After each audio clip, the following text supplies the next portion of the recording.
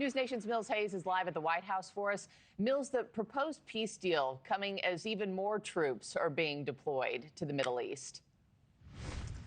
Good morning, Markie. Right now, Marines, more than 2,000 of them from the 31st Expeditionary Unit on the USS Tripoli are drawing closer to the Middle East, possibly arriving as soon as tomorrow. And while the U.S. and Iran gave different messaging on the state of talks, the White House is positioning ground troops in the region, and members of the 82nd Airborne Division are also on their way. These paratroopers could be key if the White House chooses to launch a ground assault. And on Capitol Hill, some Republican lawmakers are splitting on the war. Representative Nancy Mace left a congressional briefing on the war yesterday saying what the public has been told about the war in Iran doesn't match what she's learned, calling it deeply troubling and adding that she does not support troops on the ground in Iran, even more so after the briefing. And Democratic Senator Richard Blumenthal warning that the president's objectives can't be accomplished without boots on the ground, something that's not popular with either party, Markie. And Mills, with the midterms in mind, I mean, we're talking just 7 months away, 8 months away at this point. How's the president responding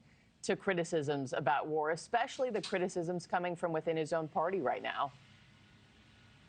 Right. Well, those midterm elections, they are coming up quick. And speaking at a fundraiser for Republicans last night, the president promised to campaign for every Republican candidate ahead of the midterms and said that they will have an even bigger majority in the House and Senate. But the conflict in the Middle East could be an issue. While a majority of Republicans do support it, the latest polling shows that support is starting to wane as we approach week 5 of the war, dropping 7 points in the last few weeks among both Republicans and MAGA supporters. You can also see it's a very partisan issue, with only 5% of Democrats in favor of the president's handling of the war, a big jump from GOP support at 76%.